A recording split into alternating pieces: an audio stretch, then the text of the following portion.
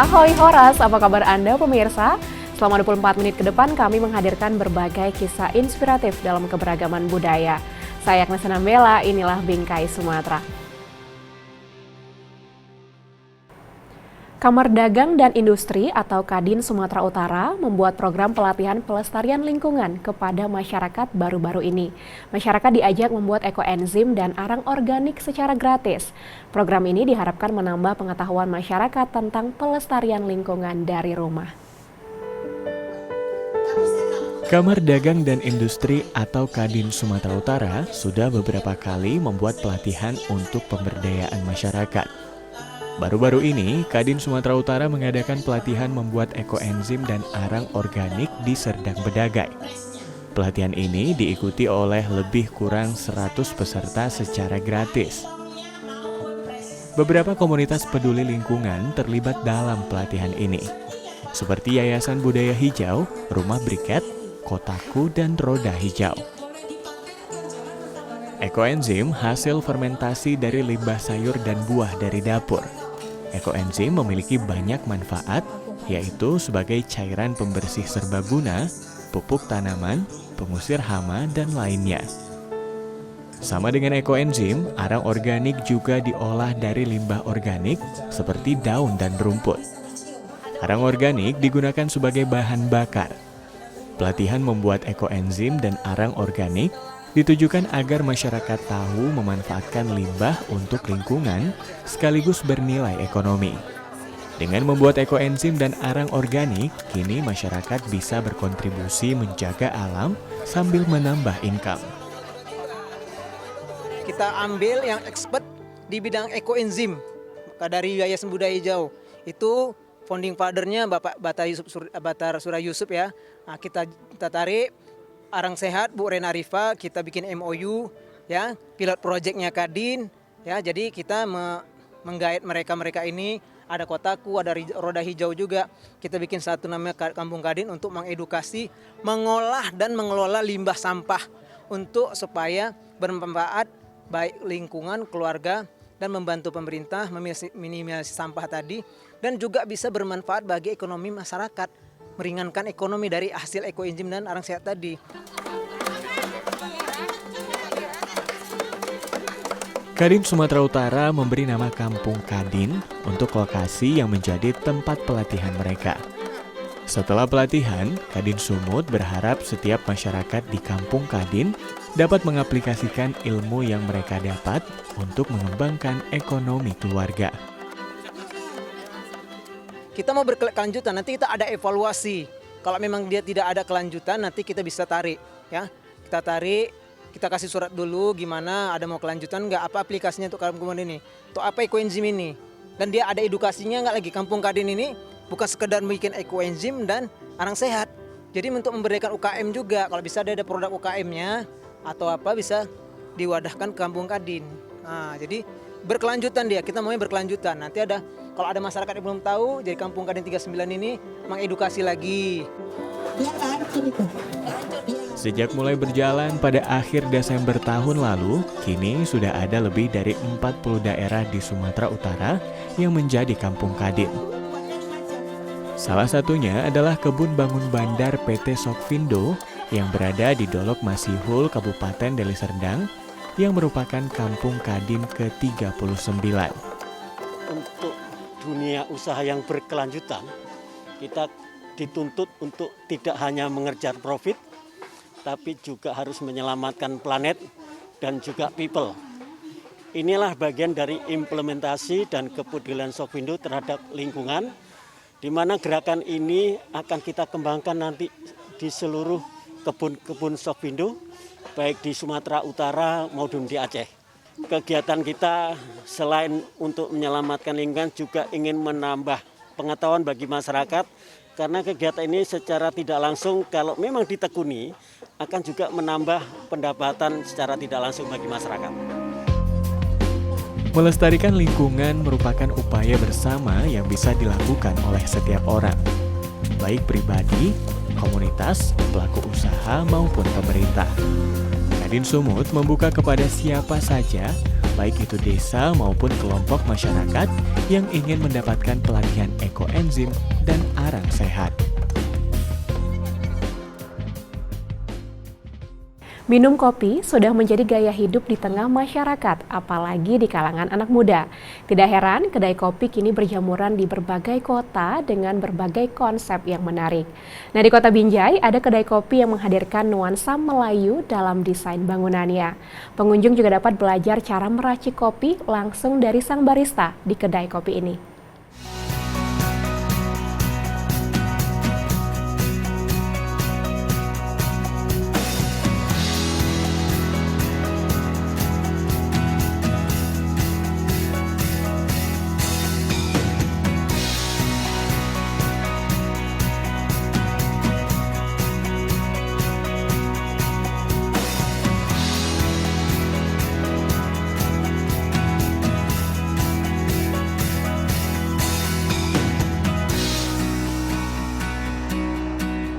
Semakin menjamurnya kedai kopi, mendorong pelaku usaha kreatif dalam menciptakan kedai kopi yang menarik bagi pengunjung.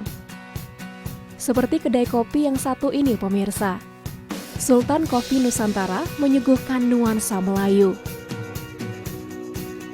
Kedai kopi yang berlokasi di Berngam, Binjai ini sengaja dibangun tidak terlalu dekat dengan kota untuk menciptakan suasana tenang dan sejuk. Kedai kopi ini buka mulai pukul 2 siang hingga 11 malam. Iwan Syaputra, pengelola Sultan Kopi Nusantara, sengaja membangun kedai kopi ini bersama pamannya dengan konsep Melayu. Karena ia dan sang paman berasal dari Pekanbaru, kota yang kental dengan budaya Melayu.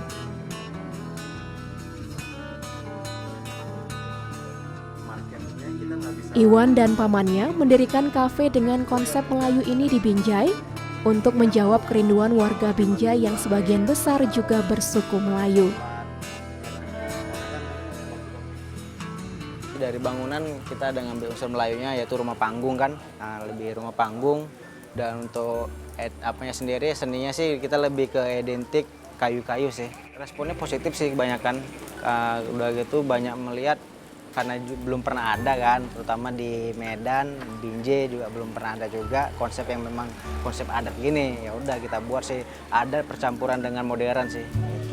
Hai guys, buat kalian yang tinggal di daerah sekitar Binjai, jangan lupa buat Untuk menarik lebih banyak pengunjung, Sultan Kopi Nusantara membuat promo unik yang masih bernuansa Melayu, yaitu pantun.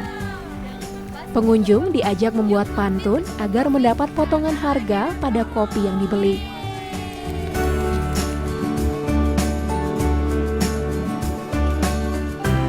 Seluruh konsep Sultan Kopi Nusantara memberi kesan baru bagi para pengunjung, khususnya bagi kalangan muda yang kini mencari kedai kopi yang instagramable.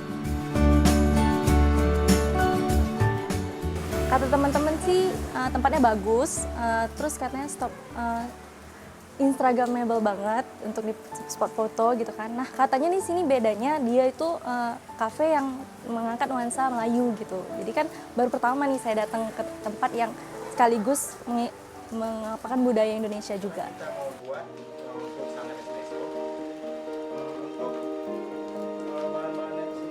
Tidak hanya itu, kedai kopi yang buka pada awal tahun 2020 ini juga berusaha memberikan edukasi tentang kopi kepada pengunjung.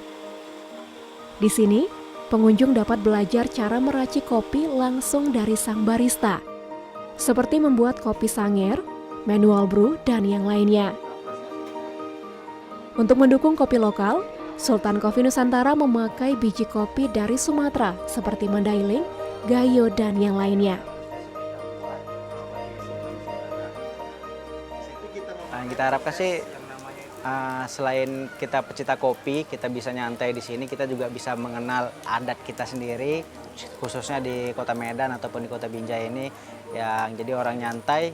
Anak-anak muda sekarang kan hampir rata kan juga banyak yang belum tahu kan untuk adat masing-masing kan. Jadi kita memperkenalkan juga gitu, secara nggak langsung lah gitu. Sultan Kopi Nusantara menjadi pilihan baru di tengah banyaknya kedai kopi di perkotaan yang didominasi nuansa minimalis dan modern. Konsep ini jadi cara yang unik untuk mendekatkan budaya Indonesia pada generasi muda.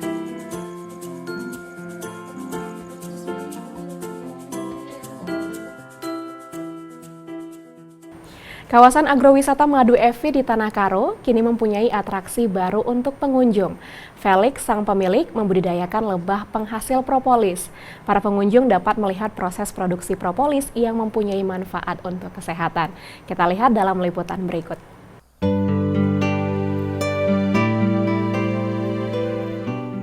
Pandemi COVID-19 berdampak secara signifikan pada sektor pariwisata, termasuk agrowisata Madu Evi yang berada di Kabupaten Karo, Sumatera Utara.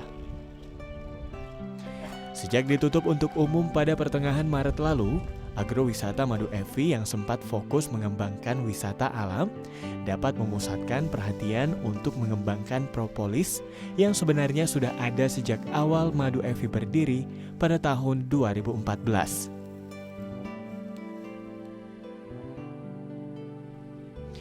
Propolis sendiri merupakan senyawa lengket berwarna coklat kehijauan yang dihasilkan lebah madu dari berbagai resin pohon yang digunakan untuk melapisi sarang mereka. Propolis memiliki kandungan polifenol, flavonoid maupun antioksidan. Menurut Felix Zulhendri, sang pemilik yang juga merupakan seorang ilmuwan di bidang biochemical science, kandungan yang terdapat pada propolis ini berfungsi sebagai antivirus, antibakteri, dan antiinflamasi. Sehingga di masa normal baru ini, sangat dianjurkan untuk mengonsumsi propolis untuk melindungi tubuh dari serangan virus maupun bakteri. Kenapa saya tertarik? Sebenarnya propolis itu udah dipakai ribuan tahun yang lalu. Rekod terakhir, rekod tertua itu sekitar 3000 sebelum Masehi, tahun 3000 sebelum Masehi. Dan itu dipakai banyak itu di daerah Mediterania, di daerah Afrika Utara, terutama Mesir, Maroko, terus Itali, Prancis, Spanyol, sampai ke Israel Palestina. Dan mereka itu udah pakai untuk segala macam jenis penyakit.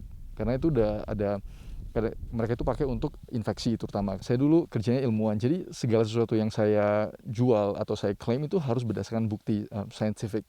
Nah, propolis ini karena udah dipakai ribuan tahun, ini research modern sebenarnya udah membuktikan dari tahun 1990-an sampai sekarang itu research tentang propolis itu keluar terus tentang manfaatnya untuk antiviral, antibakterial, untuk apa, antivirus, antibakteri, antiinflamasi. Dan itu terus dibuktiin. Jadi contohnya terutama yang pas radang itu, pas sakit tenggorokan, badan itu agak lemes, kena flu segala macam. Nah, itu yang efektif sekali. Untuk menghasilkan propolis, pria tamatan Universitas Auckland Selandia Baru ini membudidayakan lebah lokal Trigona itama dan Thoracea. Lebah-lebah tanpa sengat ini hidup bebas di lahan seluas 20 hektar yang ditumbuhi tanaman kaliandra, pinus, cemara, dan manuka. Jenis tanaman ini dinilai sangat baik untuk menghasilkan propolis.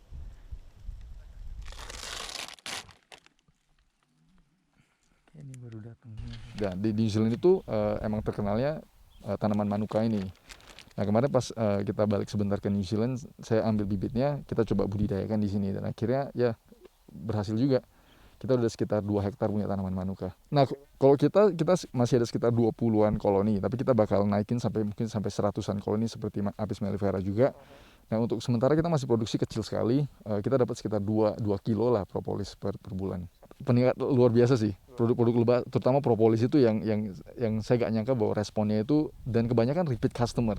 Nah, bagi saya itu sebagai seorang yang memproduksi suatu produk, kalau produk itu bagus, kita nggak usah repot-repot promosi sih, karena orang sendiri yang akan membantu kita promosi. Bagi Felix, membudidayakan lebah penghasil propolis merupakan wujud balas budi kepada alam yang telah memberikan segalanya kepada manusia. Kerusakan hutan mangrove di pesisir timur Sumatera Utara sudah sangat memprihatinkan. Di Kecamatan 50 Kabupaten Batubara sendiri, lebih dari 50% kerusakan telah terjadi. Atas dasar inilah Azizi, seorang pegiat lingkungan mendirikan kelompok cinta mangrove yang telah bergerak selama 19 tahun dalam menyelamatkan ekosistem mangrove. Liputan selengkapnya kami sajikan dalam segmen Sekitar Kita.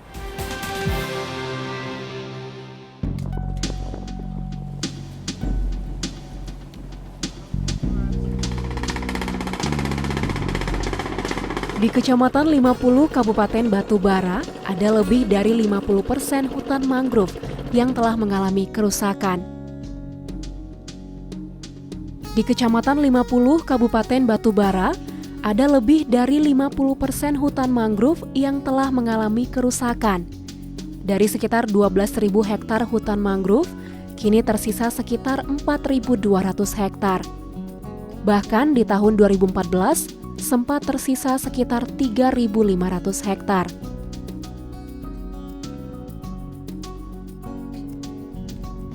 Tekanan ini disebabkan adanya alih fungsi hutan, penebangan, pencemaran, industri dapur arang, dan praktik-praktik yang sama sekali tidak ramah lingkungan.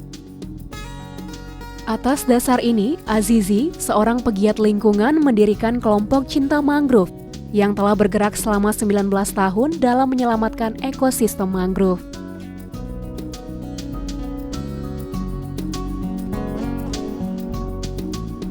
Kegiatan kita yang ada di kelompok tani cinta mangrove. Usaha Azizi dan kelompok cinta mangrove selama 19 tahun kini membuahkan hasil. Tahun 2018, mereka mendapat izin usaha pengelolaan hutan berbentuk hutan kemasyarakatan. Dari usulan semula berjumlah 520 hektar, akhirnya kelompok cinta mangrove diberi kepercayaan untuk mengelola HKM Cinta Mangrove seluas 456 hektar. Saya garis bawahi yang kita tanam. Itu harus dikasih tanda yang jelas. Sebenarnya saya cukup sangat kecewa seketika hutan ini dirusak. Karena mereka nggak pernah merasakan bagaimana capeknya, bagaimana keringat yang kita keluarkan di dalam hutan itu gitu. Karena mengapa? Menanam mangrove ini berbeda dengan menanam perkebunan sawit atau hutan-hutan yang ada di gunung. Karena di dalam mangrove ini kita menanam, kita harus kaki kita saja mau diseret aja dalam lumpur itu aja beratnya minta ampun gitu. Nah, ditambah lagi capeknya kita menanam ini dirusak orang. Rasanya kalau jumpalah orangnya pada waktu itu dia merusak itu mungkin kerasa nyawa taruhannya gitu. Nah, tanamkan di diri kita bahwasanya hutan ini bukanlah warisan nenek moyang kita gitu. Tapi ini titipan anak cucu kita. Nah, kalau udah ini menjadi titipan anak cucu kita, kita merasa apa yang kita ambil dari anak cucu kita, ini harus kita kembalikan gitu. Nah, makanya saya optimis. Saya harus menjaga hutan ini. Karena bagi saya, hutan ini adalah kehidupan saya. Secara pribadi, hutan ini napas saya, napas dari keluarga saya gitu. Nah, itu perlu saya pertahankan. Dari 456 hektar kawasan yang dikelola oleh kelompok ini, berada dalam kawasan hutan lindung seluas 383 hektar dan kawasan hutan produksi terbatas seluas 73 hektar. Legalitas ini menjadi kekuatan baru bagi Azizi dan kelompok, sekaligus menjadi sebuah tantangan yang semakin berat bagi mereka dalam menjaga kawasan hutan.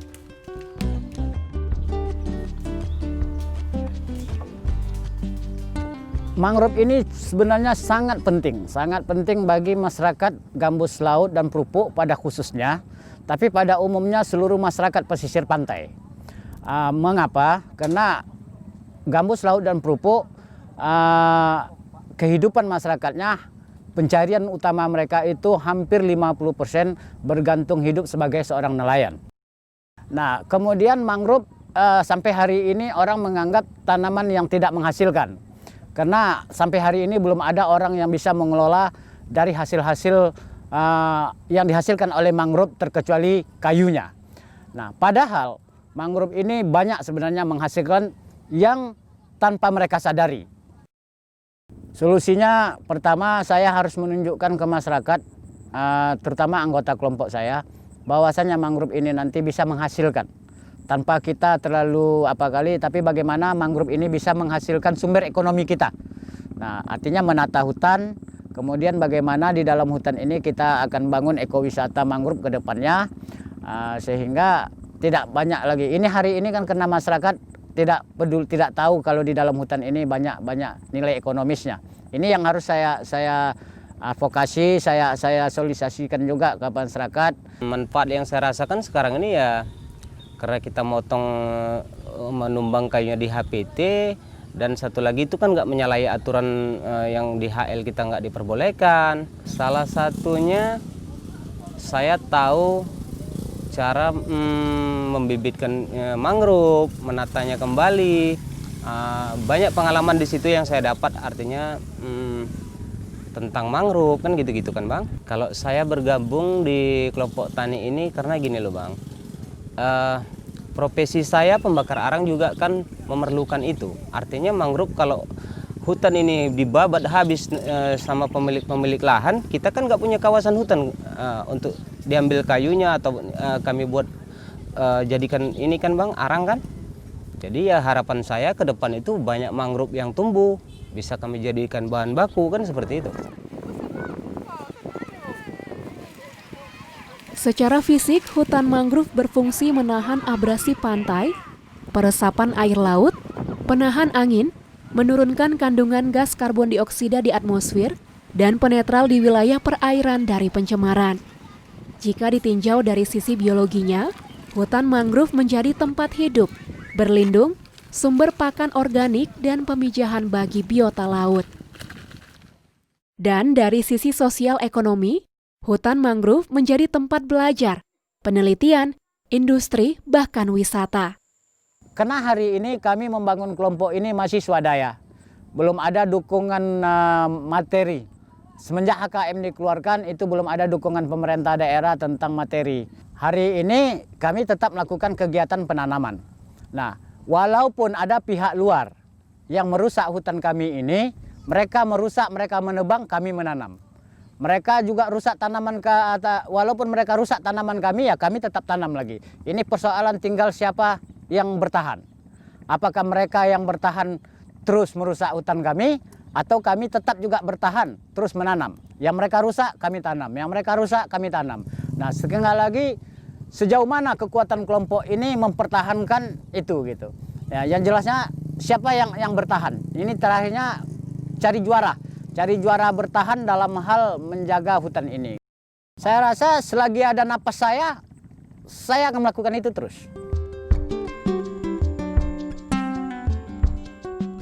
Maka mari bersama kita jaga dan lestarikan hutan mangrove. Sekian program Bingkai Sumatera, saya Agnes Nabila pamit. Jaga diri Anda dengan menerapkan protokol kesehatan dan tetap semangat menyebarkan kebaikan. Sampai jumpa.